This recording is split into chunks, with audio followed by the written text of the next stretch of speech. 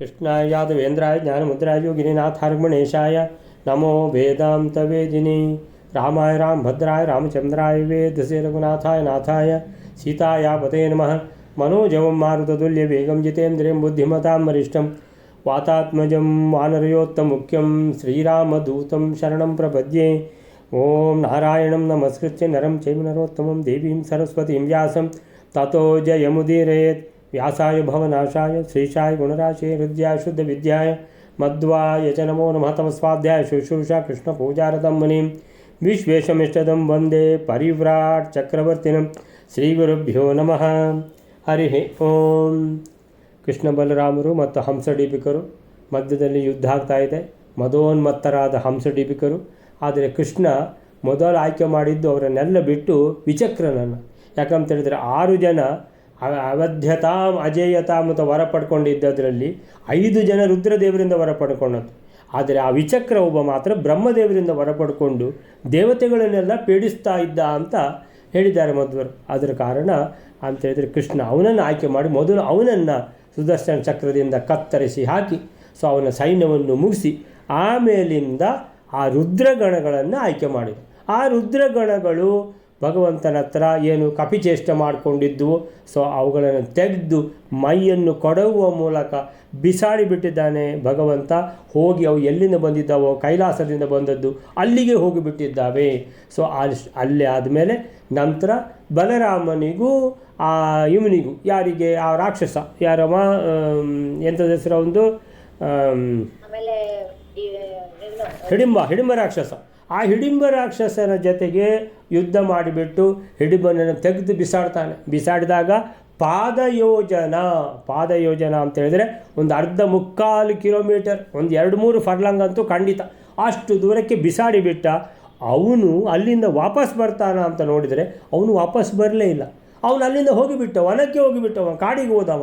ಯಾಕೆ ಕಾಡಿಗೆ ಹೋದ ದೇವರೊಬ್ಬನಿಗೆ ಗೊತ್ತು. ಅವನ ಸೈನ್ಯವನ್ನು ಬಲರಾಮ ಮುಗಿಸಿಬಿಟ್ಟ.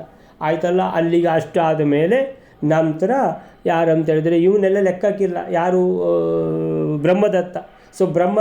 ಬ್ರಹ್ಮದತ್ತನೂ ಓಡಿ ಹೋದ. ಆಮೇಲಿಂದ ಸಾತ್ಯಕಿ ಮತ್ತು ಡಿಬಿಕರ ಮಧ್ಯೆ ದ್ವಂದ್ವ ಯುದ್ಧ ಆಗ್ತದೆ. ಆ ದ್ವಂದ್ವ ಯುದ್ಧ ಅಂತೇಳಿದರೆ ಬಾಹುಯುದ್ಧ ಅಲ್ಲ, ಇದು ಖಡ್ಗ ಮತ್ತು ಗುರಾಣಿ ಹಿಡ್ಕೊಂಡು ಇಬ್ಬರು ಯುದ್ಧ ಮಾಡ್ತಾರೆ. ಖಡ್ಗ ಮತ್ತು ಗುರಾಣಿ ಹಿಡ್ಕೊಂಡು ಯುದ್ಧ ಮಾಡುವಾಗ 32 ವರ್ಷಗಳನ್ನು ಪ್ರದರ್ಶನ ಮಾಡಿದ್ದಾರೆ. ಇಬ್ಬರೂ ಸಮಬಲ ಅಂತೇಳಿದರೆ ಯಾರು ಇದರಲ್ಲಿ ಅಂತೇಳಿದರೆ ಸ್ವಲ್ಪ ಅಂದರೆ ಯಾರು ವಿನ್ ಆಗ್ಬೋದು ಅಂದರೆ ಗೆಲ್ಲುವುದು ಯಾರು ಅಂತ ಕೇಳಿದರೆ ಒಂದೇ ಥರ ಇದ್ದಾರೆ. ನಿರ್ವಿಶೇಷಂ ಅಂತ ಹೇಳ್ತಾರೆ. ಪ್ರದರ್ಶ್ಯ ದ್ವಿಷೋಡಶ ಪ್ರಭೇದಕಂ 32 ವರ್ಷಗಳನ್ನು ತೋರಿಸಿದ್ದಾರೆ.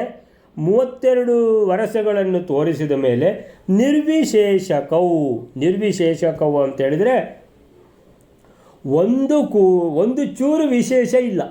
ಅವನು ಮತ್ತು ಇವನು ಒಂದೇ ಲೆಕ್ಕ ಯುದ್ಧ ಮಾಡ್ತಾರೆ. ಅದಕ್ಕೆ ಮೊದಲೇ ಹೇಳಿದರು ಅವರು ವಿಜಹ್ರತು ಏನು ಇದು ಆಟ ಆಡ್ತಾ ಇದ್ದಾರಾ, ಏನು ಮಾಡ್ತಾ ಇದ್ದಾರೆ, ಯುದ್ಧ ಮಾಡ್ತಾ ಇದ್ದಾರಾ ಅಂತ ಕೇಳಿದರೆ ಯುದ್ಧವೇ ಮಾಡ್ತಾ ಇರೋದು. ಆದರೆ ಸಮಬಲರಾದ ಕಾರಣ ಆಟ ಆಡಿದಾಗೆ ಕಾಣ್ತದೆ ಆ ರೀತಿಯಲ್ಲಿ. ಈ ರೀತಿ ಆಟ ಆಡಿದಾಗ ಕಾಣ್ತದೆ. ಸಾತ್ಯಕಿ ಮತ್ತು ಈ ಡಿಬಿಕಾ ಇದು ಯುದ್ಧ ಎಷ್ಟು ಮುಂದುವರಿಯುತ್ತದೆ, ಹೇಗೆ ಇದು ಕೊನೆಗೊಳ್ಳುತ್ತದೆ ಅನ್ನುವಂಥದ್ದನ್ನು ನೋಡುವ. ವೈಲಾರೆ ನೆಕ್ಸ್ಟ್ ಶ್ಲೋಕ. ವೈಲಾರಿದ್ದಾರಲ್ಲ? ಹಾಂ. ಪರಸ್ಪರಾಂತರೇಷಿಣೌ ನ ಚಾಂತರಂ ವ್ಯಪಶ್ಯತ್ ತಥೋ ವಿಹಾಯ ಸಂಗರಂ ಗತೋ ನಿರರ್ಥಕಂ ತ್ವಿತಿ. 271 ಶ್ಲೋಕ. ಪರಸ್ಪರವಾಗಿ ಸೋರಿಸಲು ಅವಕಾಶವನ್ನು ಇಚ್ಛಿಸತಕ್ಕಂತಹ ಆ ಡಿಬಿಕಾ ಸಾತ್ಯಕಿಯರಿಬ್ಬರು ಆ ಅವಕಾಶವನ್ನೇ ಹೊಂದಲಿಲ್ಲ. ಆಮೇಲೆ ವ್ಯರ್ಥವನ್ನು ವಿಚಾರ ಮಾಡಿ ಯುದ್ಧವನ್ನು ಬಿಟ್ಟು ಹೋದರು. ಪರಸ್ಪರಾಂತರೇಷಿಣೌ ನ ಚಾಂತರಂ ವ್ಯಪಶ್ಯತಾಂ ತಥೋ ವಿಹಾಯ ಸಂಗರಂ ಗತೌ ನಿರರ್ಥಕಂ ತ್ವಿತಿ. ಬಹಳ ಸೋಜಿಗದ ದ್ವಂದ್ವ ಯುದ್ಧ ಸಾತ್ಯಕಿ ಮತ್ತು ಡಿಬಿಕರದ್ದು.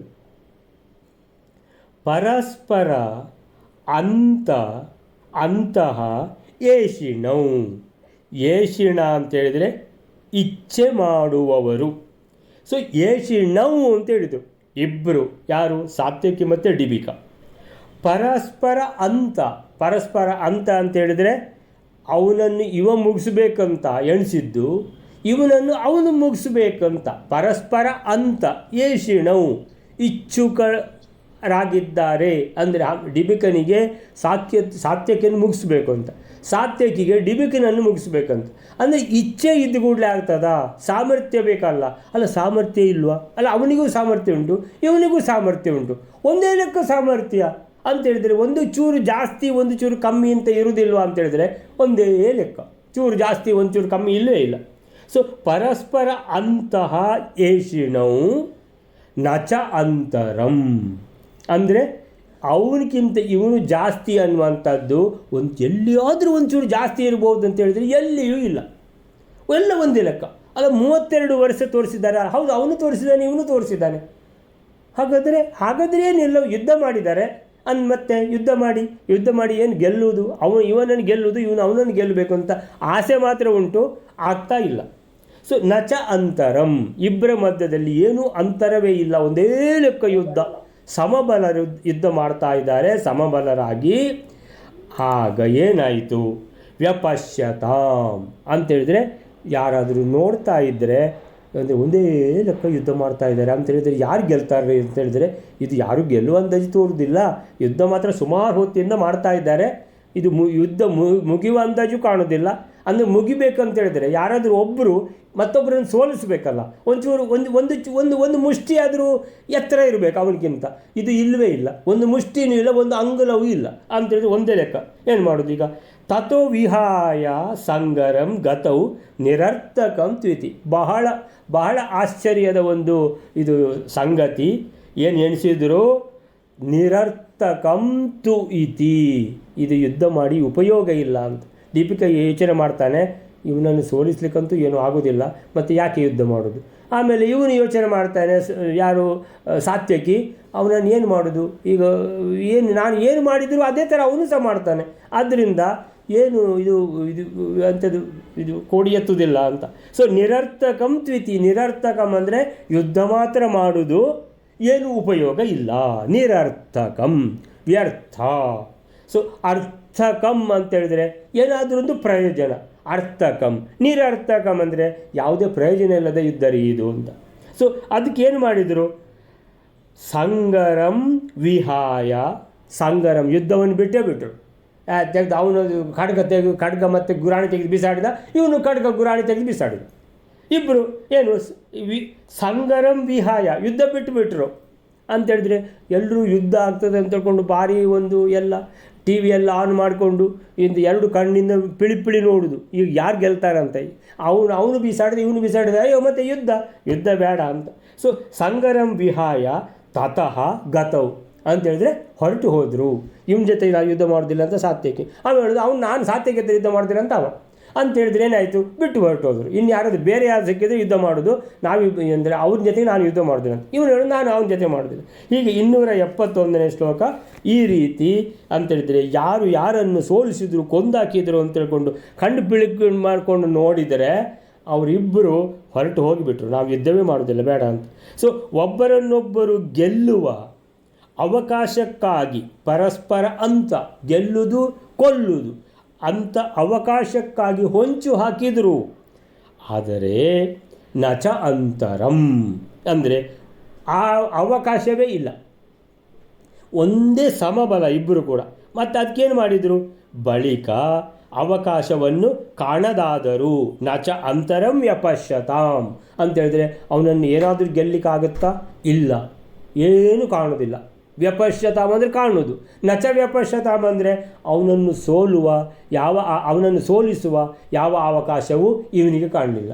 ಆಮೇಲೆ ಇವನನ್ನು ಸೋಲುವ ಯಾವ ಅವಕಾಶವೂ ಅವನಿಗೆ ಕಾಣಲಿಲ್ಲ. ಸೊ ಏನಾಯಿತು? ಸಂಗರಂ ವಿಹಾಯ. ಯಾಕೆ? ನಿರರ್ಥಕಂ ತು ಇತಿ. ಬಳಿಕ ನಿರರ್ಥಕವೆಂದು ಬಗೆದು ಯುದ್ಧವನ್ನು ತೊರೆದು ಹೋದರು. ಅವರಿಬ್ಬರ ಯುದ್ಧ ನಿರ್ಣಾಯಕವಾಗದೇ ಹೋಗಿದ್ದು ಆ ದಿವಸದ ವಿಶೇಷವಾಗಿತ್ತು ಎಂದು ಅರ್ಥ.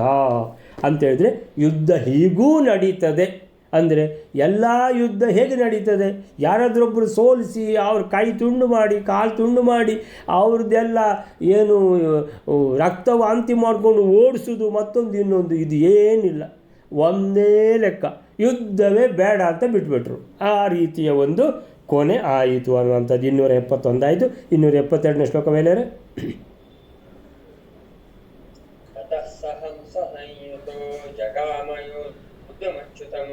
ಕ್ಷಣೇನ ತೌ ನಿರಾಯುಧೌ ಚಕಾರ ಕೇಶವಾಕ್ಷರೈಃ. 272ನೇ ಶ್ಲೋಕ. ಆಮೇಲೆ ಹಂಸದಿಂದ ಕೂಡಿದ ಆ ಡಿಬಿಕನು ಶ್ರೀಕೃಷ್ಣನನ್ನು ಯುದ್ಧ ಮಾಡುವುದಕ್ಕಾಗಿ ಹೋಗುತ್ತಾನೆ. ಶ್ರೀಕೃಷ್ಣನಾದರೂ ಬಾಣಗಳಿಂದ ಕ್ಷಣ ಮಾತ್ರದಲ್ಲಿ ಹಂಸ ಡಿಬಿಕರಿಬ್ಬರನ್ನು ಆಯುಧರಹಿತನನ್ನಾಗಿ ಮಾಡುತ್ತಾನೆ. ತತಸ್ಸ ಹಂಸ ಸಂಯುತೋ ಜಗಾಮ ಯೋದ್ಧುಮಚ್ಯುತಂ ಕ್ಷಣೇನ ತೌ ನಿರಾಯುಧೌ ಚಕಾರ ಕೇಶವಶರೈಃ. ತತಃ ಆಮೇಲೆ ಸರಿ, ಡಿಬಿಕ ಹೋದ ಯಾರೊಟ್ಟಿಗೆ? ಹಂಸನೊಟ್ಟಿಗೆ. ಏನು, ನಾವು ಕೃಷ್ಣನೊಟ್ಟಿಗೆ ಯುದ್ಧ ಮಾಡಿಬಿಡುವ ಅಂತ. ಸರಿ, ಹಂಸ ಡಿಬಿಕರಿಬ್ಬರು ಆ ಡಿಬಿಕನು ಹೋಗಿ ಹಂಸನೊಟ್ಟಿಗೆ ಸಂಯುತ, ಹಂಸನೊಟ್ಟಿಗೆ ಸೇರಿಕೊಂಡು, ಅಂದರೆ ಡಿಬಿಕ ಅವನ ಕತೆ ಮಾತಾಡ್ತಿರೋದು, ಸಾತ್ಯಕಿ ಒಟ್ಟಿಗೆ ಯುದ್ಧ ಮಾಡಿ ಪ್ರಯೋಜನ ಇಲ್ಲ ಅಂತ ಬಿಟ್ಟುಬಿಟ್ಟಿದ್ದಾನೆ. ತತಃ ಆಮೇಲಿಂದ ಆ ಡಿಬಿಕನು ಹಂಸ ಸಂಯುತ ಅಂತೇಳಿದ್ರೆ ಹಂಸನಿಂದ ಸೇರಿದವನಾಗಿ ಹಂಸ ಡಿಬಿಕರೊಟ್ಟಿಗೆ ಸೇರಿಕೊಂಡು ಜಗಾಮ ಹೋಗಿದ್ದಾರೆ. ಯೋದ್ಧುಂ ಅಚ್ಯುತಂ ಅಂತೇಳಿದರೆ ಬಾಕಿದವ್ರ ಥರ ಯುದ್ಧ ಮಾಡಿ ಉಪಯೋಗ ಇಲ್ಲ, ನಾವು ಕೃಷ್ಣನೊಟ್ಟಿಗೆ ಯುದ್ಧ ಮಾಡಿ ಅವನನ್ನು ಸೋಲಿಸಿಬಿಟ್ರೆ ಮತ್ತು ಇವ್ರನ್ನೆಲ್ಲ ಸೋಲಿಸಿದಾಗೆ. ಸುಮ್ಮನೆ ಇವ್ರ ಹತ್ರ ಎಲ್ಲ ಯುದ್ಧ ಮಾಡಿ ಅಂದರೆ ಅವನಿಗೆ ಸಾತ್ಯಕನ್ನೇ ಸೋಲಿಸ್ಲಿಕ್ಕಾಗಲಿಲ್ಲ ಡಿಬಿಕನಿಗೆ, ಇನ್ನು ಕೃಷ್ಣ ಬಲರಾಮನನ್ನು ಸೋಲಿಸುವಂಥದ್ದು ಉಂಟಾ? ಅದು ಯೋಚನೆ ಮಾಡೋದಿಲ್ಲ ಅವ. ಹಂಸ ಸಂಯುತ, ಹಂಸ ಡಿಬಿಕರು ಏನು ಮಾಡಿದರು? ಆ ಡಿಬಿಕನು ಹಂಸನಿಂದ ಜತೆಗೆ ಸೇರಿಕೊಂಡು ಹಂಸ ಸಂಯುತ ಜಗಾಮ ಹೋದ. ಎಲ್ಲಿಗೆ? ಯೋದ್ಧುಂ ಅಚ್ಯುತಂ. ಡಿಬಿಕನು ಹಂಸನೊಟ್ಟಿಗೆ ಸೇರಿಕೊಂಡು ಯೋದ್ಧುಂ ಅಚ್ಯುತಂ ಅಂದರೆ ಕೃಷ್ಣನನ್ನು ಕುರಿತು ಹೋರಾಡಲು ಜಗಾಮ ಹೋದ. ಅಂದರೆ ಇಬ್ಬರು ಹೋದರು ಅಂತ ಹೇಳಿದ್ರೆ ಅಲ್ಲ, ಇದು ಡಿಬಿಕನು ಹಂಸನೊಟ್ಟಿಗೆ ಸೇರಿಕೊಂಡು ಕೃಷ್ಣನೊಡೆಗೆ ಸೆಣಸಾಡಲು ಹೋದ ಹಾಗೆ. ಕ್ಷಣೇನ ತವು, ಕೃಷ್ಣ ನೋಡಿದ ಇಬ್ಬರಿಬ್ಬರು ಬಂದಿದ್ದಾರೆ, ಉನ್ಮತ್ತರು ಮದೋನ್ಮತ್ತರು, ಅವನಿಗೆ ಸಾತ್ಯಕನ್ನೇ ಸೋಲಿಸ್ಲಿಕ್ಕೆ ಆಗಲಿಲ್ಲ. ಯಾರಿಗೆ? ಡಿಬಿಕನಿಗೆ. ನನ್ನ ಹತ್ರ ಯುದ್ಧ ಮಾಡಲು ಬರ್ತಾ ಇದ್ದಾನ, ಬರಲಿ. ಕ್ಷಣೇನ ತವು, ಒಂದು ಕ್ಷಣದಲ್ಲೇ, ತೌ ಅಂದರೆ ಯಾರು? ಆ ಹಂಸ ಡಿಬಿಕರನ್ನು ನಿರಾಯುಧೌ ಚಕಾರ ಅಂದರೆ ಯಾವ ಕೈಯಲ್ಲಿ ಖಡ್ಗ, ಆಮೇಲಿಂದ ಗುರಾಣಿ, ಆಮೇಲೆ ಬಿಲ್ಲು ಬಾಣ, ಎಲ್ಲ ಶಸ್ತ್ರಾಸ್ತ್ರ, ಗದೆ, ಎಲ್ಲ ಶಸ್ತ್ರಗಳನ್ನು ಹಿಡ್ಕೊಂಡು ಬಂದಿದ್ದಾರೆ. ಆದರೆ ಒಂದೇ ಕ್ಷಣದ ಯುದ್ಧದಲ್ಲಿ ಕೃಷ್ಣನ್ ಏನು ಮಾಡಿದ? ಶರೈಹಿ ಕೇಶವಃ ಅಂತ ಹೇಳಿದರು. ಯಾರೊಟ್ಟಿಗೆ ಯುದ್ಧ ಮಾಡುವುದು? ಬ್ರಹ್ಮದೇವರಿಗೂ ರುದ್ರದೇವರಿಗೂ ಏನು ಪ್ರವರ್ತಕನಾದ ಭಗವಂತನೊಟ್ಟಿಗೆ ಯುದ್ಧ ಮಾಡಲಿಕ್ಕೆ ಆಗ್ತದ ಇವರಿಗೆ? ಭಗವಂತನ ಬಾಣಗಳಿಂದ ಏನಾದರೂ ಇವರು ಶರೈಹಿ ಅಂದರೆ ಬಾಣಗಳಿಂದ ನಿರಾಯುಧೌ ಚಕಾರ. ಯಾರು? ಕೇಶವಃ ಸರ್ವಶಕ್ತನಾದ ಭಗವಂತನು ಹಂಸ ಡಿಬಿಕರನ್ನು ನಿರಾಯುಧೌ ಚಕಾರ. ಹಂಸ ಡಿಬಿಕರು ನೋಡ್ತಾರೆ, ಇಬ್ಬರ ಕೈಯಲ್ಲೂ ಒಂದು ಶಸ್ತ್ರಾಸ್ತ್ರವೂ ಇಲ್ಲ ಅಂತೇಳಿದ್ರೆ ಏನು ಮಾಡೋದು? ಏನಾದರೂ ಹಂದಾಡಿದರೆ ಇವನು ಪುನಃ ಇನ್ನೊಂದು ಬಾಣ ಹೊಡಿತಾನೆ, ಬಾಣ ಹೊಡೆದರೆ ಚುಚ್ಚುತ್ತದೆ, ಎಲ್ಲಿಗೆ? ಎದೆಗೆ ಚುಚ್ಚುತ್ತದೆ. ಹಂದಾಡಲಿಕ್ಕೆ ಗೊತ್ತಿಲ್ಲ, ಶಸ್ತ್ರ ಕೈಯಲ್ಲಿ ಅಸ್ತ್ರಶಸ್ತ್ರ ಇಲ್ಲ, ಒಂದೂ ಇಲ್ಲ. ಈ ರೀತಿಯ ಪರಿಸ್ಥಿತಿ ಬಂದುಬಿಡ್ತು. ಕ್ಷಣೇನ ತೌ ನಿರಾಯುಧೌ ಅಂತೇಳಿದರೆ ಸಾತ್ಯಕಿ ಒಟ್ಟಿಗೆ ಏನು ಅಷ್ಟು ಹೊತ್ತು ಯುದ್ಧ ಮಾಡಿದ್ದಾನೆ, ಏನು ಪ್ರಯೋಜನ ಆಗಲಿಲ್ಲ. ತೆಗೆದು ಇದು ನಾನು ಯುದ್ಧವೇ ಮಾಡೋದಿಲ್ಲ ಅಂತ ಬಿಟ್ಟು ಬಂದಿದ್ದಾನೆ. ಬಿಟ್ಟು ಬಂದರೆ ಏನಾಯಿತು ಅಂತ ಹೇಳಿದರೆ, ಇಲ್ಲಿ ಕೃಷ್ಣನ ಜೊತೆಗೆ ಒಂದು ಕ್ಷಣ ಯುದ್ಧ ಮಾಡಿದ್ದು ಅಂದರೆ ಈ ಭಗವಂತನೊಟ್ಟಿಗೆ ಯುದ್ಧ ಮಾಡಲಿಕ್ಕೆ ಇವರು ಎಣಿಸಿದ್ದೇ ತಪ್ಪು ಅಂತೇಳಿಬಿಟ್ಟು ಭಗವಂತ ಏನು ಮಾಡಿದ? ಕ್ಷಣಾರ್ಧದಲ್ಲೇ ಇವರನ್ನು ಎಂತೇಳಿದ್ರೆ ಇವರಿಗೆ ಏನೂ ಇಲ್ಲ, ಯಾವ ಆಯುಧವೂ ಇಲ್ಲ. ಆಯುಧ ಇಲ್ಲದ ಯುದ್ಧ ಏನು ಮಾಡೋದು ಇವರು ಅಂತೇಳ್ಕೊಂಡು ಕಂಗಾಲಾಗಿದ್ದಾರೆ ಇಬ್ಬರು ಕೂಡ. 272ನೇ ಶ್ಲೋಕ. 272ನೇ ಶ್ಲೋಕ. ಬಳಿಕ ಡಿಬಿಕನು ಹಂಸನೊಂದಿಗೆ ಕೂಡಿಕೊಂಡು ತತಃ ಬಳಿಕ ಆಮೇಲಿಂದ ಸಹ ಅಂದರೆ ಆ ಡಿಬಿಕ ಸಾತ್ಯಕಿಯನ್ನು ಬಿಟ್ಟು ಬಂದಿದ್ದಾನಲ್ಲ, ನಾನು ಯುದ್ಧ ಮಾಡೋದಿಲ್ಲ, ಇವನೊಟ್ಟಿಗೆ ಯುದ್ಧ ಮಾಡೋದಿಲ್ಲ ಅಂತ. ಸೊ ಅವನು ಹಂಸನೊಟ್ಟಿಗೆ ಸೇರಿಕೊಂಡು ಹಂಸ ಸಂಯುತ ಅಚ್ಯುತಂ ಯೋದ್ಧುಂ, ಕೃಷ್ಣನ ಮೇಲೆ ಯುದ್ಧ ಮಾಡಬೇಕಂತ ಹೇಳ್ಕೊಂಡು ಜಗಾಮ ಅಂದರೆ ಹೋಗಿ ಎರಗಿದ, ಮೈ ಮೇಲೆ ಬಿದ್ದ, ಆಕ್ರಮಣ ಮಾಡಿದ. ಇಬ್ಬರು ಸೇರಿ ಆಕ್ರಮಣ ಮಾಡಿದರು ಅಂತ ಅರ್ಥ ಕೃಷ್ಣನ ಮೇಲೆ. ಕೃಷ್ಣನು ಕ್ಷಣಾರ್ಧದಲ್ಲೇ ಅವರಿಬ್ಬರನ್ನು ನಿರಾಯುಧರನ್ನಾಗಿ ಮಾಡಿದ, ಚಕಾರ ಮಾಡಿದ. ಹೇಗೆ? ಶರೈಹಿ, ಬಾಣಗಳಿಂದ. ಸೊ ಆಯ್ತಲ್ಲ, ಸಾತ್ಯಕಿಗೆ ಅಥವಾ ಡಿಬಿಕನಿಗೆ ಸಾತ್ಯಕಿ ಒಬ್ಬನನ್ನೇ ಪರಾಭವಗೊಳಿಸಲಿಕ್ಕೆ ಅವನಿಗೆ ಆಗಲಿಲ್ಲ, ಸಾಮರ್ಥ್ಯ ಇರಲಿಲ್ಲ ಅವನ ಹತ್ರ. ಆಮೇಲಿಂದ ಹಂಸನನ್ನು ಕಟ್ಟಿಕೊಂಡು ಕೃಷ್ಣನೊಟ್ಟಿಗೆ ಯುದ್ಧ ಮಾಡಲಿಕ್ಕಂತ ಹೋಗಿದ್ದಾನೆ. ಸೊ ಅವರಿಗೆ ಗೊತ್ತಾಯಿತು, ಅರ್ಧ ನಿಮಿಷದೊಳಗೆ ಏನಾಯಿತು, ಕೈಯಲ್ಲಿ ಒಂದು ಆಯುಧವೂ ಇಲ್ಲ ಇಬ್ಬರದ್ದು ಕೂಡ. ಹಂಸನ ಹತ್ರವೂ ಇಲ್ಲ, ಡಿಬಿಕನ ಹತ್ರ ಇಲ್ವ. ಹಂಸ ಡಿಬಿಕನನ್ನು ನೋಡ್ತಾನೆ, ಡಿಬಿಕ ಹಂಸನನ್ನು ನೋಡ್ತಾನೆ. ಅಯ್ಯೋ, ಒಂದು ಶತ್ರು ಒಂದು ಇಲ್ಲ, ಮತ್ತು ಏನು ಯುದ್ಧ ಮಾಡೋದು ಅಂತ ಇಬ್ಬರು ಕಂಗಾಲು. ಸೊ ಈ ರೀತಿ ಅಂತೇಳಿದರೆ ಭಗವಂತನ ಒಟ್ಟಿಗೆ ಯುದ್ಧ ಮಾಡ್ತೇವೆ. ಭಗವಂತನಿಗೆ ತಮಾಷೆ ಮಾಡಿದ್ದಾರೆ, ಏನಂತ? ಉಪ್ಪಿನ ಮೂಟೆ ಹೊತ್ತುಕೊಂಡು ಬರಲಿ ಅಂತ. ಈಗ ಉಪ್ಪಿನ ಮೂಟೆ ಯಾರು ಹೊತ್ಕೊಂಡು ಹೋಗಬೇಕು ಅಂತ ಹೇಳ್ಕೊಂಡು ಅವರಿಗೆ ಗೊತ್ತಾಯಿತು, ಓ ಇದು ನಮ್ಮ ತಲೆಗೆ ಬರ್ತದಲ್ಲ ಈಗ ಉಪ್ಪಿನ ಮೂಟೆ ಅಂತ ಎಣಿಸಿದರು. ಯಾರು? ಹಂಸ ಡಿಬಿಕರು. ಅಲ್ಲಿಗೆ 271 ಆಯಿತು. 272ನೇ ಶ್ಲೋಕವೇನಾರೆ 272 ಆಯಿತು. 273 ಚತುರ್ಥಭಾಗಶೇಷಿತಂ ಕ್ಷಣೇನ ಕೇಶವೇನ ತದ್ಭಯಾದಪೇಯತುಸ್ತತೌ. 273ನೇ ಶ್ಲೋಕ. ಚತುರ್ಥಾಂಶವು ಅಂದರೆ ಪಾದ ಮಾತ್ರ ಉಳಿಯುವಂತೆ ಹಂಸ ಡಿಬಿಕ ಸೈನ್ಯವು ಶ್ರೀಕೃಷ್ಣನಿಂದ ಕ್ಷಣದಿಂದ ಸಂಹರಿಸಲ್ಪಟ್ಟಿತು. ಆ ಹಂಸ ಡಿಬಿಕರು ಕೃಷ್ಣನ ಭಯದಿಂದ ಓಡಿ ಹೋದರು. 273ನೇ ಶ್ಲೋಕ. ಸೊ 273ನೇ ಶ್ಲೋಕ. ಸೊ ಏನು ಹೇಳ್ತದೆ 273? ಹತಂಚ ಸೈನ್ಯಂ ಏತಯೋಃ ಚತುರ್ಥಭಾಗಶೇಷಿತಂ ಕ್ಷಣೇನ ಕೇಶವೇನ ತದ್ಭಯಾತ್ ಅಪೇಯತುಶ್ಚತೌ. ಹತಂಚ ಸೈನ್ಯಮೇತಯೋಃ. ಹಂಸ ಡಿಬಿಕರು ಸ್ವಲ್ಪ ಹಿಂದೆ ನೋಡಿದರು ನಮ್ಮ ಸೈನ್ಯದ ಅವಸ್ಥೆ ಏನಂತ. ಸೈನ್ಯ ಏನು ನೋಡುದು, 10 ಅಕ್ಷೋಹಿಣಿ ಸೈನ್ಯ ಇಟ್ಕೊಂಡು ಬಂದಿದ್ದಾರೆ. ಈಗ ನೋಡಿದರೆ 2 ಅಕ್ಷೋಹಿಣಿಯೂ ಇಲ್ಲ ಅಂತ ಹೇಳಿದರೆ 4ನೇ 3 ಅಂಶ 75% ಎಲ್ಲ ಹತ ಆಗಿದೆ. ಹತಂಚ ಸೈನ್ಯಂ ಏತಯೋಃ ಅಂದರೆ ಈ ಇಬ್ಬರು ಹಂಸ ಡಿಬಿಕರದ್ದು ಸೈನ್ಯ 10 ಅಕ್ಷೋಹಿಣಿ ಇತ್ತು. ಚತುರ್ಥ ಭಾಗ ಶೇಷಿತಂ ಹತಂ ಅಂದರೆ ಎಲ್ಲ ಕೊಲ್ಲಲ್ಪಟ್ಟು ಉಳಿದದ್ದೆಷ್ಟು ಅಂತ ಹೇಳಿದರೆ ಚತುರ್ಥ ಭಾಗ ಅಂದರೆ 4ನೇ 1 ಭಾಗ ಮಾತ್ರ ಉಳಿದಿದೆ. ಅಯ್ಯೋ, ಇವರಿಗೆ ಜೀವವೇ ಹೋದಾಗಾಯಿತು. ನಾವಿಬ್ಬರು ಮಹಾಪ್ರಚಂಡರು ಅಂತ ಮದೋನ್ಮತ್ತರಾದವರು, ಕೈಯಲ್ಲಿ ಒಂದು ಅಸ್ತ್ರ ಯಾವುದೂ ಇಲ್ಲ, ಏನು ಯುದ್ಧ ಮಾಡೋದು ಈಗ? ಆಯ್ತಲ್ಲ. ಆಮೇಲಿಂದ ನಮ್ಮ ಹಿಂದಿಂದ ನಮ್ಮ ಸೈನ್ಯ ಆದರೂ ಯುದ್ಧ ಮಾಡ್ತದ ಅಂತ ನೋಡಿದರೆ ಸೈನ್ಯ ಎಲ್ಲಿ ಉಂಟು? ಖಾಲಿಯಾಗಿದೆ. 4ನೇ 1 ಅಂಶ ಮಾತ್ರ ಉಂಟು. ಕಂಗಾಲಾಗಿಬಿಟ್ರು. ಯಾರು? ಹತಂಚ ಸೈನ್ಯಂ ಏತಯೋಃ ಸೈನ್ಯಂ, ಇವರ ಸೈನ್ಯ ಹತ ಆಗಿಬಿಟ್ಟು ಚತುರ್ಥ ಭಾಗ ಶೇಷಿತಂ, ಚತುರ್ಥ ಭಾಗ ಮಾತ್ರ ಇರುವುದು. ಚತುರ್ಥ ಅಂದರೆ 4ನೇ 1, ತೃತೀಯ ಭಾಗ ಶೇಷಿತಂ ಅಂದರೆ 3ನೇ 1 ಉಳ್ಕೊಂಡಿದೆ. ಅರ್ಧ ಭಾಗ ಶೇಷಿತಂ ಅಂದರೆ ಅರ್ಧ ಭಾಗ ಹತ ಆಗಿ ಅರ್ಧ ಭಾಗ ಉಳ್ಕೊಂಡಿದೆ ಅಂತ. ಇದು ಅರ್ಧವೂ ಇಲ್ಲ. 3ನೇ 1 ಉಳ್ಕೊಂಡಿದ ಅಂದರೆ ಇಲ್ಲ. ಚತುರ್ಥ ಭಾಗ ಶೇಷಿತಂ, 4ನೇ 1 ಭಾಗ ಮಾತ್ರ ಉಳ್ಕೊಂಡಿದೆ. ಕ್ಷಣೇನ ಕೇಶವೇನ ತತ್ಭಯಾತ್ ಅಂದರೆ ಇನ್ನೊಂದು ಕ್ಷಣ ಇಲ್ಲಿ ಇದ್ದರೆ ಆ 4ನೇ 1 ಭಾಗ ಉಳಿದಿದೆಯಲ್ಲ ಅದನ್ನು ಮುಗಿಸಿಬಿಡ್ತಾನೆ ಕೃಷ್ಣ ಅಂತ ಹೆದರಿಬಿಟ್ಟು ಕ್ಷಣೇನ ಆ ಕ್ಷಣದಲ್ಲಿ ಕೇಶವೇನ, ಈ ಬೇಡಪ್ಪ ನಮಗೆ ಇದು ಈ ಕೃಷ್ಣಂದು ಸುದ್ದಿಯೇ ಬೇಡ ಅಂತ ಹೇಳಿಬಿಟ್ಟು ಕೇಶವೇನ ತತ್ ಭಯಾತ್ ಅಂದರೆ ಬಹಳ ಭಯ ಆಗಿಬಿಡ್ತು.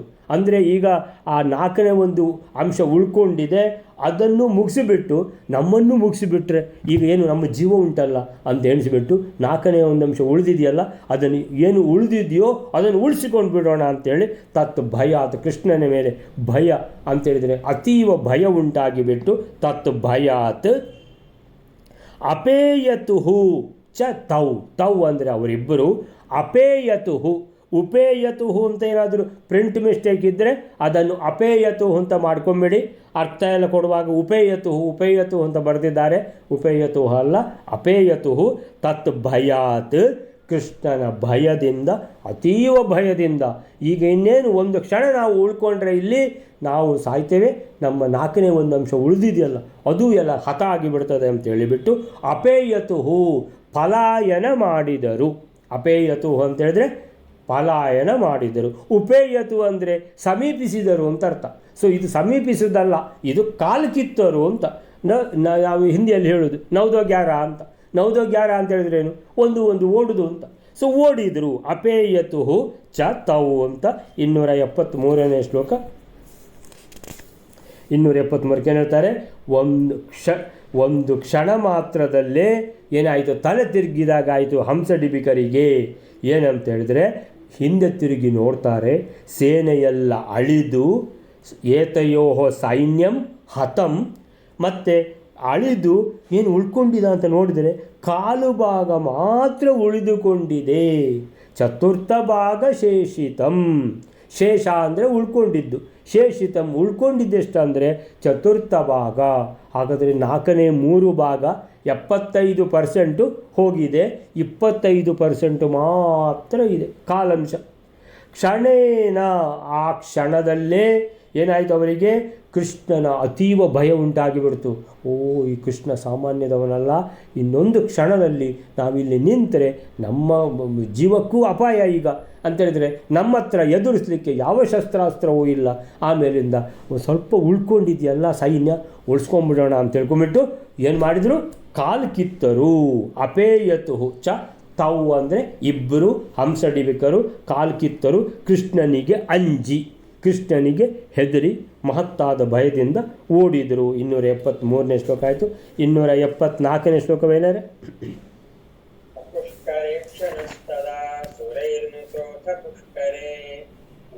ವಾಸತಾಂ ನಿಶಾಂ ಪ್ರಭು ಸಯಾದವೋಮಿತ ಪ್ರಭ. 274ನೇ ಶ್ಲೋಕ.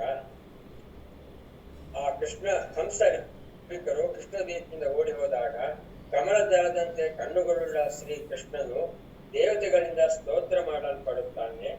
ಆಮೇಲೆ ಅಪರಿಮಿತವಾದ ಕಾಂತಿಯುಳ್ಳ ಯದುಕುಲೋತ್ಪನ್ನನಾದ ಆ ಸರ್ವ ಸಮರ್ಥನಾದ ಕೃಷ್ಣನು ಪುಷ್ಕರದಲ್ಲಿ ಆ ರಾತ್ರಿಯಲ್ಲಿ ಆವಾಸ ಮಾಡುತ್ತಾನೆ.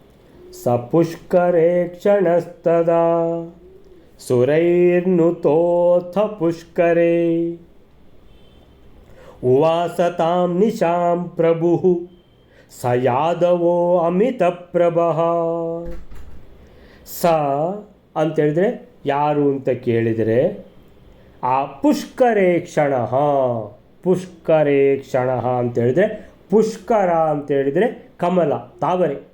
ಸೊ ತಾವರೆಯ ದಳಗಳಂತೆ ದೊಡ್ಡ ದೊಡ್ಡ ಕಣ್ಣುಗಳಿರುವಂಥ ಭಗವಂತ ಶ್ರೀಕೃಷ್ಣ ಪುಷ್ಕರೇಕ್ಷಣ. ಪುಷ್ಕರೇಕ್ಷಣ ಅಂತೇಳಿದರೆ ಪುಂಡರೀಕಾಕ್ಷ ಅಂತ ಅರ್ಥ. ಪುಂಡರೀಕಾಕ್ಷ ಪದ್ಮದಳಾಯತಾಕ್ಷ ಅಂತ. ಪದ್ಮದಳ ಅಂದರೆ ಪದ್ಮ ಅಂದರೆ ತಾವರೆ, ತಾವರೆದು ದಳ ಅಂದರೆ ಎಲೆ. ಸೊ ತಾವರೆದ್ದು ದಳ ಯಾವ ಥರ ಎಲೆಯ ಆ ಥರ ತಾವರೆದ್ದು ಹೂವಿನ ದಳವ ಯಾವ ರೀತಿ ದೊಡ್ಡ ದೊಡ್ಡದಾಗಿ ಅಂತೇಳಿದರೆ ಹೇಗೆ ಹೀಗೆ ಬರ್ತದೆ. ದೊಡ್ಡ ಕಣ್ಣು ಅಂತ ಅಂದರೆ ಆಯತ. ಆಯತ ಅಂತೇಳಿದರೆ ದೊಡ್ಡ ಕಣ್ಣು ಅಂತೇಳಿ ಉರುಟಲ್ಲ, ಸುಮಾರಿಗೆ ಆಯತದ ಥರ ದೊಡ್ಡ ಕಣ್ಣಿರುವಂಥ ಕೃಷ್ಣನು ಪುಷ್ಕರೇಕ್ಷಣನು. ಆಮೇಲಿಂದ ಏನು ಹೇಳ್ತಾರೆ ಅವನಿಗೆ ಅಮಿತ ಪ್ರಭಃ ಅಂತೇಳಿದರೆ ಅವರಿಗೆ ಸೊಕ್ಕು ಮಾತ್ರ ಇದ್ದದ್ದು. ರಾಕ್ಷಸರಿಗೆ ಅವರಿಗೆ ಅವ್ರದ್ದೇ ಆದ ಬಲ ಅದೂ ಇಲ್ಲ. ರುದ್ರದೇವರು ವರ ಕೊಟ್ಟಿದ್ದಾರೆ, ಏನು ಉಪಯೋಗ ಆಗಲಿಲ್ಲ ಎಣಿಸ್ಕೊಳ್ತಾರೆ. ನಾವು ರುದ್ರದೇವರ ವರದಿಂದ ನಾವು ಅಜೇಯತ್ವ ಉಂಟು, ಆಮೇಲೆ ಅವಧ್ಯತ್ವ ಉಂಟು ಅಂತ ಎಣಿಸ್ಕೊಂಡ್ರೆ ಒಂದು ಕ್ಷಣ ನಾವು ಅಲ್ಲಿದ್ದಿದ್ದರೆ ನಮಗೆ ರುದ್ರದೇವರು ಇಲ್ಲ, ವರವೂ ಇಲ್ಲ, ನಾವು ಇಲ್ಲ ಅಂತ ಆಗಿಬಿಡ್ತಿತ್ತು. ಯೋಚನೆ ಮಾಡ್ತಾರೆ, ಇದು ಏನು ಕಾರಣ? ರುದ್ರದೇವರದ್ದು ಅಂದರೆ ವರಕ್ಕೆ ಏನು ಉಪಯೋಗ ಇಲ್ವಾ ಅಂತೇಳಿದರೆ ಏನು ಕಾರಣ? ಅಂದರೆ ರುದ್ರದೇವರಿಗಿಂತ ಈ ಕೃಷ್ಣ ಮೇಲೆಯ? ಅದು ಹೇಗಾಗೋದು? ನಮಗೆ ಗುರುಗಳು ಜರಾಸಂಧ ಹೇಳಿದ್ದೇ ಬೇರೆ. ಏನಂತೇಳಿದರೆ ರುದ್ರದೇವರಿಂದ ಮೇಲಲ್ಲ ಕೃಷ್ಣ, ಅಂದರೆ ರುದ್ರದೇವರು ಎಲ್ರಿಗಿಂತ ಮೇಲೆ, ಅವರ ಅಂಡರ್ ಅವ್ರಿಗಿಂತ ಕೆಳಗಿಂದೇ ಇರೋದು ಕೃಷ್ಣ ಅಂತ ತಿಳ್ಕೊಂಡು ಎಲ್ಲ ತಲೆ ಕೆಳಗಾಯ್ತಲ್ಲ. ಗುರುಗಳ ಹತ್ರ ಕೇಳುವ ಅಂದರೆ ಗುರುಗಳು ಬರಲೇ ಇಲ್ಲ. ಯಾಕಂತೇಳಿದರೆ ಸಿಟ್ಟು ಬಂದುಬಿಟ್ಟಿದೆ. ಏನಂತೇಳಿದರೆ ರುದ್ರದೇವರದು ಮಹಾಭಕ್ತರು ನಮ್ಮ ಗುರುಗಳು ಜರಾಸಂಧ. ಆದರೆ ಆ ರುದ್ರದೇವರ ಸಂಭೂತ, ರುದ್ರದೇವರ ರುದ್ರಾಂಶ ಸಂಭೂತರಾದ ದೂರ್ವಾಸರಿಗೆ ನಾವು ಅವಮಾನ ಮಾಡಿದ ಕಾರಣ ನಮ್ಮನ್ನು ನಮ್ಮ ಗುರುಗಳು ಕೈ ಬಿಟ್ಟಿದ್ದಾರೆ. ಇಲ್ಲಿ ಯಾರ ಹತ್ರ ಏನು ಕೇಳುವುದು ಅಂತೇಳಿದರೆ ಕಂಗಾಲಾಗಿ ಬಿಟ್ಟಿದ್ದಾರೆ. ಹಂಸಡಿಬಿಕರು ಏನು ಬಹಳ ತಿಳ್ಕೊಂಡಿದ್ದರು, ನಮ್ಮಿಂದ ಮೇಲೆ ಯಾರೂ ಇಲ್ಲ ಅಂತ. ಈಗ ಎಲ್ಲ ಗೊತ್ತಾಗಿ ಬಿಡ್ತು. ಇದು ಏನಂತೇಳಿದರೆ ಈ ಕೃಷ್ಣ ಅಂತೇಳಿದರೆ ಇದೇನಪ್ಪ ಈ ರೀತಿ ಇಂತಹ ಇಂತಹ ಬಲವನ್ನು, ಇಂತಹ ಶಕ್ತಿಯನ್ನು ನೋಡಲೇ ಇಲ್ಲ ಅಂತ. ಏನಂತೇಳಿದರೆ ಆ ಕೃಷ್ಣ ಹೇಗಿದ್ದಾನೆ ಈಗ ಅಂತೇಳಿದರೆ ಯಾದವ ಅಮಿತಪ್ರಭ, ಯಾದವ ಕುಲ ಸಂಜಾತ, ಯಾದವ ಕುಲ ಏನಂತೇಳಿದರೆ ಯಾದವ ಕುಲಕ್ಕೆ ಪ್ರಕಾಶವನ್ನು ಕೀರ್ತಿಯನ್ನು ತಂದುಕೊಟ್ಟಿರುವಂತಹ ರಘುಕುಲ ತಿಲಕ ಅಂತ ಹೇಳಿದ ಹಾಗೆ ಯಾದವ ಕುಲ ತಿಲಕನಾದ ಶ್ರೀಕೃಷ್ಣನು ಅಮಿತಪ್ರಭ ಅಂತೇಳಿದರೆ ಅಮಿತಪ್ರಭ. ಆ ತೇಜಸ್ಸು ಮುಖದಲ್ಲಿ ಎಷ್ಟು ಅಂತ ಕೇಳಿದರೆ ಅದನ್ನು ಎಣಿಸಲಿಕ್ಕೆ ಸಾಧ್ಯ ಇಲ್ಲ. ಆ ರೀತಿ ಪ್ರಕಾಶ ಜಗ ಅಂತ ಹೇಳ್ತಾ ಇದೆ ಕೃಷ್ಣನ ಮುಖ. ಅಂತಹ ಪ್ರಭು ಅಂತ ಹೇಳಿದರು ಮಧ್ವರು. ಪ್ರಭು ಅಂತೇಳಿದರೆ 14 ಲೋಕಕ್ಕೂ ಒಡೆಯನಾದ ಶ್ರೀಕೃಷ್ಣ. ಅಂದರೆ ಇವರು ತಿಳ್ಕೋತಾರೆ ಹಂಸಡಿಬಿಕರು, ಇದು ಯಾರಪ್ಪ ಕೃಷ್ಣ ಅಂತೇಳಿದರೆ ಅವ್ರಿಗೆ ಗೊತ್ತಿಲ್ಲ. ಇದು ಮಧ್ವರಿಗೆ ಗೊತ್ತುಂಟು, ನಮಗೆ ಗೊತ್ತುಂಟು. ಯಾಕಂದರೆ ನಮ್ಗೆ ಅವರು ಮಧ್ವರು ಹೇಳಿದ ಕಾರಣ ನಮಗೆ ಗೊತ್ತು. ಇದು ಪ್ರಭುಗಳು. ಅಮಿತಪ್ರಭ ಅಂತೇಳಿದರೆ ಆ ತೇಜಸ್ಸು ಎಷ್ಟು ಅಂತ ಹೇಳಲಿಕ್ಕೆ ಆಗೋದಿಲ್ಲ. ಅದಕ್ಕೆ ಹಿಂದಿನ ಶ್ಲೋಕದಲ್ಲಿ ಹೇಳಿದ್ದಾರೆ, ಯಾರ ಹತ್ರ ಯುದ್ಧ ಮಾಡ್ತಾ ಇದ್ದೀರಿ ನೀವು? ಕೇಶವ, ಬ್ರಹ್ಮರುದ್ರಾದಿಗಳಿಗೂ ಪ್ರವರ್ತಕನಾದ ಭಗವಂತ, ಸರ್ವಶಕ್ತನಾದ ಭಗವಂತ, ಸರ್ವವ್ಯಾಪ್ತನಾದ ಭಗವಂತ. ಬ್ರಹ್ಮಾದಿಗಳು, ರುದ್ರಾದಿಗಳು, ಎಲ್ಲ ದೇವತೆಗಳು ಎಲ್ಲರೂ ಯಾರನ್ನು ಪೂಜಿಸ್ತಾರ ಅಂತೇಳಿದರೆ ಈ ಕೃಷ್ಣ ಭಗವಂತನನ್ನು ಪೂಜಿಸ್ತಾರೆ. ಆ ಕೃಷ್ಣನ ಜೊತೆಗೆ ಯುದ್ಧ ಮಾಡಲಿಕ್ಕೆ ಬಂದಿದ್ದಾರೆ ಅಂತೇಳಿದರೆ ಮಹಾಮೂರ್ಖರು ಅಂತೇಳಿದರೆ ಒಂದು ಕ್ಷಣದಲ್ಲೇ ಕೈಯಲ್ಲಿ ಒಂದು ಶಸ್ತ್ರವೂ ಇಲ್ಲದಾಗಿ ಆಗಿ ಹೋಗಿದೆ. ಹಿಂದೆ ತಿರುಗಿ ನೋಡ್ತಾರೆ, ನಮ್ಮ ಸೈನ್ಯ ಎಲ್ಲ ಎಲ್ಲಿ ಹೋಯಿತು ಅಂತೇಳಿದರೆ ಒಂದು ಮೂಲೆಯಲ್ಲಿ ಸ್ವಲ್ಪ ಉಂಟು, ಒಂದು ಕಾಲಾಂಶ ಉಂಟಾ, ಒಂದು ಕಾಲಾಂಶ ಇರ್ಬೋದು ಅಂತ. ಸೊ ಈ ಪರಿಸ್ಥಿತಿಯಲ್ಲಿ ಓಡಿದ್ದಾರೆ. ಸೊ ಅಂತಹ ಅಂತೇಳಿದರೆ ಈ ರೀತಿಯಲ್ಲಿ ಎಲ್ಲರನ್ನೂ ಓಡಿಸಿಬಿಟ್ಟಿದ್ದಾನೆ ಕೃಷ್ಣ. ಒಬ್ಬರದ್ದು ಪತ್ತೆ ಇಲ್ಲ. ಆ ವಿಚಕ್ರನನ್ನು ಏನು ಮಾಡಿದ್ದಾನೆ? ಸುದರ್ಶನ ಚಕ್ರದಿಂದ ಸಂಹಾರ ಮಾಡಿಬಿಟ್ಟಿದ್ದಾನೆ. ಬಾಕಿದ್ದೆಲ್ಲ ಆ 2 ಗಣಗಳು ಯಾಕೆ ಬಂದಿದ್ದೀರಿ? ಇಲ್ಲ, ನಾವು ರಕ್ಷಣೆ ಕೊಡಲಿಕ್ಕೆ ಬಂದಿದ್ದೇವೆ. ನಿಮ್ಮ ರಕ್ಷಣೆ ಯಾರು ಮಾಡೋದು ಅಂತ ತಿಳ್ಕೊಂಡು ಆ ಗಣಗಳು ಎಲ್ಲಿದ್ದಾರೆ ಅಂದರೆ ಕೈಲಾಸದಲ್ಲಿ. ಅಯ್ಯೋ, ನಾವು ಅವರಿಗೆ ರಕ್ಷಣೆ ಕೊಡಬೇಕಲ್ಲ, ನೀವು ಅಲ್ಲಿ ಇದ್ದರೆ ತಾನೇ ರಕ್ಷಣೆ ಕೊಡೋದು, ನೀವು ನಿಮ್ಮ ಮನೆಗೆ ಹೋಗಿದ್ದೀರಿ ಅಂತಕೊಂಡು ಅಲ್ಲಿ ಹಿಡಿಂಬ ರಾಕ್ಷಸ ಅವನು ಏನಾದ ಕಾಡಿಗೆ ಅಂತೇಳಿದರೆ ವಾಪಸ್ಸೇ ಬರಲಿಲ್ಲ. ನಾವು ಇಷ್ಟು ದೂರ ಬಿಸಾಡಿ ಬಿಟ್ಟಲ್ಲ ಅಂತೇಳಿದ್ರೆ ಇನ್ನು ಆ ಕಡೆ ಹೋದರೆ ಡೇಂಜರ್ ಅಂತೇಳಿ ಕಾಡಿಗೆ ಹೋಗಿಬಿಟ್ಟ ಹಿಡಿಂಬ ರಾಕ್ಷಸ. ಬ್ರಹ್ಮದತ್ತ ಅಯ್ಯೋ ನನಗೆ ವಯಸ್ಸಾಗಿದೆ, ನನಗೆ ಯಾಕೆ ಬೇಕು ಯುದ್ಧ ಅಂತ ಓಡಿದ. ಸೊ ಎಲ್ಲರೂ ಓಡುವವರೇ ಅಂತ ಹೇಳುವಾಗ ಎಲ್ಲರೂ ಓಡಿದ್ದಾರೆ. ಅಂದರೆ ಅವರಿಗೆಲ್ಲ ಓಡಿದವರಿಗೆ ನಾಚಿಕೆ ಇಲ್ಲ ಅಂದಮೇಲೆ ನಮಗೇನು ನಾಚಿಕೆ ಅಂತ ಹೇಳ್ಕೊಂಡು ಹಂಸಡಿಬಿಕರು ಅವರು ಪಲಾಯನ ಮಾಡಿದರು. ಸೊ ಈ ರೀತಿ ಕೃಷ್ಣನ ಎದುರಿಗೆ ಯಾರೂ ನಿಲ್ಲಲಿಲ್ಲ, ಎಲ್ಲರೂ ಪಲಾಯನ ಮಾಡಿದರು.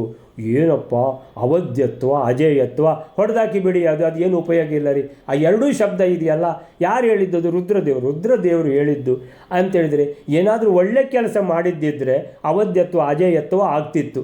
ಈ ರಾಕ್ಷಸರು ಬೇಡದ ಕೆಲಸ ಮಾಡಿಕೊಂಡು ಇದ್ದವರಿಗೆ, ದುರ್ವಾಸ ಮುನಿಗಳಂಥವರಿಗೆಲ್ಲ ತೊಂದರೆ ಕೊಟ್ಟುಕೊಂಡು ಅವಮಾನ ಮಾಡಿ ಶಾಪ ಒಂದು ಪಡೀಲಿಲ್ಲ.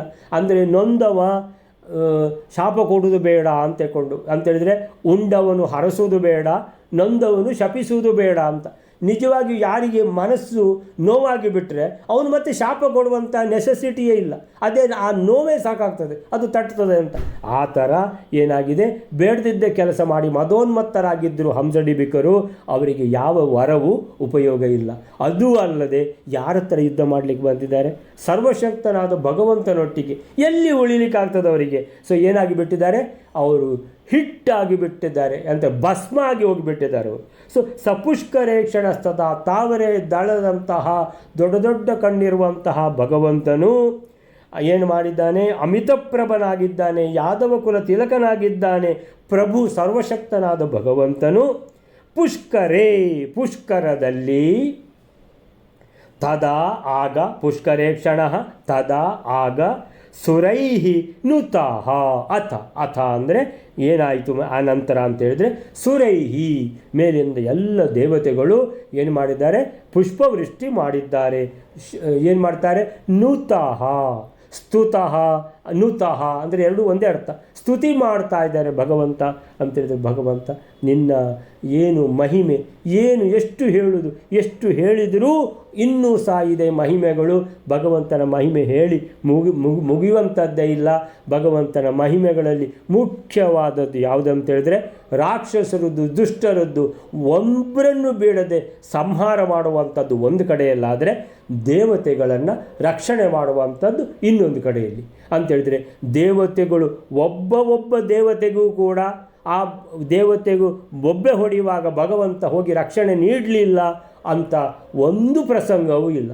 ಈ ರಾಕ್ಷಸರು ಒಬ್ಬರಾದರೂ ಭಗವಂತನೊಟ್ಟಿಗೆ ಯುದ್ಧ ಮಾಡಿ ಬಾರಿ ಒಂದು ಕಾಲರ್ ಮೇಲೆ ಮಾಡಿಕೊಂಡು ಹೋದವರು ಯಾರಾದರೂ ಒಬ್ಬರಾದರೂ ಇದ್ದಾರೆ ಅಂತ ಹೇಳಿದ್ರೆ ಒಬ್ಬರೂ ಇಲ್ಲ. ಸೊ ಆ ರೀತಿಯಲ್ಲಿ ಎಲ್ಲ ರಾಕ್ಷಸರನ್ನು ಸಂಹಾರ ಮಾಡ್ತಾ ಇದೆಯಾ, ಎಲ್ಲ ದೇವತೆಗಳಿಗೂ ರಕ್ಷಣೆ ಕೊಡ್ತಾ ಇದೆಯಾ. ಸೊ ಎಲ್ಲ ಶಿಷ್ಟ ಜನರ ರಕ್ಷಣೆ ಮಾಡ್ತಾ ಇದೆಯಾ. ಪರಿತ್ರಾಣಾಯ ಸಾಧೂನಾಂ ವಿನಾಶಾಯ ಚ ದುಷ್ಕೃತಾಂ ಧರ್ಮ ಸಂಸ್ಥಾಪನಾರ್ಥಾಯ ಸಂಭವಾಮಿ ಯುಗೆ ಯುಗೆ. ಶ್ರೀಕೃಷ್ಣ ಈಗ ಈ ಯುಗದಲ್ಲಿ ಏನಂತ ಹೇಳಿದರೆ ಅವತಾರ ಎತ್ತಿ ಬಂದಿದ್ದಾನೆ. ಎಲ್ಲ ರಾಕ್ಷಸರ ಸಂಹಾರ. ಪೂತನಿ ಅಂತೇಳಿದ್ರೆ ಇಷ್ಟು ಸಣ್ಣ ಮಗು ಇರುವಾಗಲೇ ಪೂತನಿ ಊರ್ವಶಿ ಹಾಗೆ ಆ ರೀತಿ ಏನು ಫಳ ಫಳ ಅಂತ ಜಳ ಜಳ ಅಂತ ಬಂದಿದ್ದಾಳೆ. ಅತ್ಯಂತ ಚಲುವೆ ಊರ್ವಶಿ. ಆ ಊರ್ವಶಿ ಏನಾಗಿದ್ಲು, ಅವಳು ಪೂತನಿ ಮಹಾರಾಕ್ಷಸಿ. ವೇಷ ಬದಲು ಮಾಡ್ಕೊಂಡು ಬಂದಿದ್ದಾಳೆ ಶ್ರೀಕೃಷ್ಣನಿಗೆ ಮೊಲೆ ಉಣಿಸ್ಬೇಕಂತ. ಕೃಷ್ಣ ಇಷ್ಟು ಸಣ್ಣ ಮಗು ಪೂತನಿಯನ್ನು ಸಂಹಾರ ಮಾಡಿಬಿಟ್ಟ. ಶಕಟಾಸುರನ್ನು ಕೊಂದುಬಿಟ್ಟ. ಬಕಾಸುರ ಅಂತೆ ಎಂಥ ಎಷ್ಟೋ ಅಸುರರು, ಅವರ ಹೆಸರೇ ನೆನಪಿರುವುದಿಲ್ಲ, ಅಷ್ಟು ಅಸುರರನ್ನೆಲ್ಲ ಸಂಹಾರ ಮಾಡಿ ಅಲ್ಲಿ ಮುಷ್ಟಿಕಾಸುರ, ಆಮೇಲೆ ಅರಿಷ್ಟಾಸುರ, ಆಮೇಲೆ ಕಂಸ, ಆಮೇಲೆ ಅವನು ಚಾಣೂರ ಎಲ್ಲರನ್ನು ಕೊಂದು ಅಂತೇಳಿದರೆ ಈಗ ಹಂಸಡಿಬಿಕರಿಗೆ ಬುದ್ಧಿ ಕಲಿಸಿದ್ದಾನೆ. ಓಡಿದರೆ ಮತ್ತೆ ಸಿಗುವುದಿಲ್ವಾ, ಮತ್ತೆ ಪುನಃ ಸೈನ್ಯ ಕಟ್ಟಿಕೊಂಡು ಬರ್ತಾರೆ, ಮತ್ತೆ ಕೃಷ್ಣನಿಂದ ಇದೇ ರೀತಿ ಹೀನಾಯವಾಗಿ ಸೋಲನ್ನು ಅನುಭವಿಸಿ ಹೋಗ್ತಾರೆ. ಒಂದು ದಿವಸ ಸಾಯ್ತಾರೆ ಅನ್ನುವಂಥದ್ದು ಅಲ್ಲಿ. ಸ ಪುಷ್ಕರೇಕ್ಷಣ ಅಂತೇಳಿದರೆ ಪುಷ್ಕರದಂತಹ ಪುಷ್ಕರದ ದಳದಂತಿರುವಂಥ ದೊಡ್ಡ ದೊಡ್ಡ ಕಣ್ಣು, ಆಯತ ಕಣ್ಣುಗಳಿರುವಂತಹ ಕೃಷ್ಣನು ತದಾ ಆಗ ಸುರೈಹಿ ನುತಃ ದೇವತೆಗಳಿಂದ ಈ ರೀತಿ ಸ್ತುತಿಸಲ್ಪಡ್ತಾ ಇದ್ದಾನೆ ಭಗವಂತ ಅಂತ ಕೊಂಡಾಡ್ತಾ ಇದ್ದಾರೆ. ಮೇಲಿಂದ ದೇವತೆಗಳು ಕೊಂಡಾಡುತ್ತಾ ಪುಷ್ಪವೃಷ್ಟಿ ಮಾಡ್ತಾ ಇದ್ದಾರೆ. ಆತ ಪುಷ್ಕರದಲ್ಲಿ ಅಲ್ಲಿ ಯಾದವ ಸ ಯಾದವ ಅಂತೇಳಿದರೆ ಎಲ್ಲ ಯಾದವರ ಜೊತೆಗೆ ಅಮಿತಪ್ರಭ ಅಂತೇಳಿದರೆ ಅದ್ಭುತವಾದ ತೇಜಸ್ಸುಳ್ಳಂಥ ಸರ್ವಶಕ್ತನಾದ ಭಗವಂತನು ಪ್ರಭು ಉವಾಸ ತಾಂ ನಿಶಾಂ ಅಂದರೆ ಆ ರಾತ್ರಿ, ತಾಂ ನಿಶಾಂ ಉವಾಸ ಅಲ್ಲೇ ಕಳೆದ. ಬಲರಾಮರ ಜೊತೆಗೆ ಯಾದವರುಗಳ ಜೊತೆಗೆ ಆ ದಿವಸ ಅಲ್ಲೇ ಕಳೆದ. ಸೊ ದೂರ್ವಾಸಾದಿ ಮುನಿಗಳು ಕೂಡ ಅಲ್ಲೇ ಮಲಗಿರ್ಬೋದು, ಯಾಕಂದರೆ ಅವರು ಕೂಡ ಹೋಗಿದ್ದಾರೆ ಕೃಷ್ಣನ ಜೊತೆಗೆ. ಸೊ ಅಲ್ಲಿಗೆ 274ನೇ ಶ್ಲೋಕ. ಅನಂತ ಕಾಂತಿ ಉಳ್ಳವನು ಅಮಿತಪ್ರಭ ಸರ್ವಸಮರ್ಥನು ಪ್ರಭು ಆದ ಪುಂಡರೀಕಾಕ್ಷ ಕೃಷ್ಣ ಪುಷ್ಕರೇಕ್ಷಣ. ಶ್ರೀಕೃಷ್ಣನು ದೇವತೆಗಳಿಂದ ಸ್ತುತನಾಗಿ ಸುರೈಹಿ ನುತಃ ಅಥ ಆ ದಿವಸ ತಾಂ ನಿಶಾಂ ಆ ರಾತ್ರಿ, ನಿಶಾ ಅಂದರೆ ರಾತ್ರಿ, ಆಹ್ನಿ ಅಂತ ಹೇಳಿದ್ರೆ ಹಗಲು. ಸೊ ತಾಂ ನಿಶಾಂ ಆ ದಿವಸ ರಾತ್ರಿಯನ್ನು, ನಿಶಾಂ ರಾತ್ರಿಯನ್ನು, ಉವಾಸ ಅಲ್ಲೇ ಕಳೆದ. ಎಲ್ಲಿ? ಪುಷ್ಕರದಲ್ಲಿ ಕಳೆದ. ಪುಷ್ಕರ ಕ್ಷೇತ್ರದಲ್ಲಿ ಯಾದವರೊಂದಿಗೆ ಸ ಯಾದವ ಅಂದರೆ ಯಾರೆಲ್ಲ ಯಾದವರು, ಎಷ್ಟು 3 ಅಕ್ಷೋಹಿಣ್ಯ 2 ಅಕ್ಷೋಹಿಣ್ಯ ಎಲ್ಲ ಕೃಷ್ಣನ ಜೊತೆಗೆ ಹೋಗಿದ್ದಾರೆ ಯಾದವರು. ಸೊ ಅವರೆಲ್ಲ ಇದ್ದಾರೆ. ಸೊ ಅವರ ಜೊತೆಗೆ ನೆಲೆಸಿದನು. ಪುಷ್ಕರ ಅಷ್ಟಮಹಾ ಸ್ವಯಂ ವ್ಯಕ್ತ ಕ್ಷೇತ್ರಗಳಲ್ಲಿ ಒಂದಾದ ವಿಶಿಷ್ಟ ಪುಣ್ಯಕ್ಷೇತ್ರ. ಸೊ ಅಲ್ಲಿ ಬ್ರಹ್ಮದೇವರ ವರದಿಂದ ಅವಧ್ಯನಾದ ಒಬ್ಬ ರಾಕ್ಷಸನನ್ನು ಶ್ರೀಹರಿಯು ಕಮಲದಿಂದ ಹೊಡೆದು ಕೊಂದ ಸ್ಥಳ ಅಂತ ಅದಕ್ಕೆ ಪ್ರಸಿದ್ಧಿ, ಬೇರೆಯೇ ಒಂದು ಪ್ರಸಿದ್ಧಿ ಕೂಡ ಉಂಟು. ಕಮಲಕ್ಕೆ ಪುಷ್ಕರವೆಂದು ಹೆಸರು. ಪುಷ್ಕರ ಅಂತೇಳಿದರೆ ಕಮಲ ಅಂತೇಳಿಯೂ ಅರ್ಥ ಆಗ್ತದೆ. ಪದ್ಮ, ತಾವರೆ. ಸೊ ತಾವರೆಯ ದಳ ಹಾಗೆ ಕಣ್ಣುಳ್ಳವರು, ಪುಷ್ಕರೇಕ್ಷಣ ಅಂತ. ಸೊ ಈ ರೀತಿಯಲ್ಲಿ ಸೊ ಆಯ್ತಲ್ಲ. ಸೊ ಒಂದು ಯುದ್ಧ ಅನ್ನುವಂಥದ್ದು ಒಂದು ಹಂತಕ್ಕೆ ಬಂದು ಮುಟ್ಟಿದೆ. ಅಂದರೆ ಯುದ್ಧ ಮುಗೀತಾ ಅಂತ ಕೇಳಿದರೆ, ಅಂದರೆ ಇನ್ನು ಮುಂದಿನ ಶ್ಲೋಕ ಏನಿದೆ ಅಂತ ನೋಡಿಕೊಂಡು ಮತ್ತೆ ನಾವು ಹೇಳ್ಬೋದು ಯುದ್ಧ ಮುಗಿದಿದೆಯೋ ಇಲ್ಲವೋ ಅಂತ. ಯಾಕಂದರೆ ಈಗ ಸದ್ಯಕ್ಕೆ ಅವ್ರದ್ದು ಪತ್ತೆ ಇಲ್ಲ, ಯಾರ್ದು ಹಂಸಡಿಬಿಕರದ್ದು. ಕಾಲಂಶ ಸೈನ್ಯ ಉಳ್ಕೊಂಡಿದೆಯಲ್ಲ ಅಂತ ಹೇಳಿಬಿಟ್ಟು, ಅಷ್ಟಾದರೂ ಉಳಿದಿದೆಯಲ್ಲ ಅಂತ ಹೇಳಿಬಿಟ್ಟು ಏನು ಮಾಡಿದ್ದಾರೆ, ಅದನ್ನು ಕಟ್ಟಿಕೊಂಡು ಪಲಾಯನ ಮಾಡಿದ್ದಾರೆ. ಪಲಾಯನ ಮಾಡಿದವರು ವಾಪಸ್ಸು ಬರ್ತಾರೋ ಇಲ್ವೋ, ಏನಾಗ್ತದೆ ಅನ್ನುವಂಥದ್ದನ್ನು ನಾಳೆ ನೋಡುವ. ಶ್ರೀಕೃಷ್ಣ ಅರ್ಪಣಮಸ್ತು.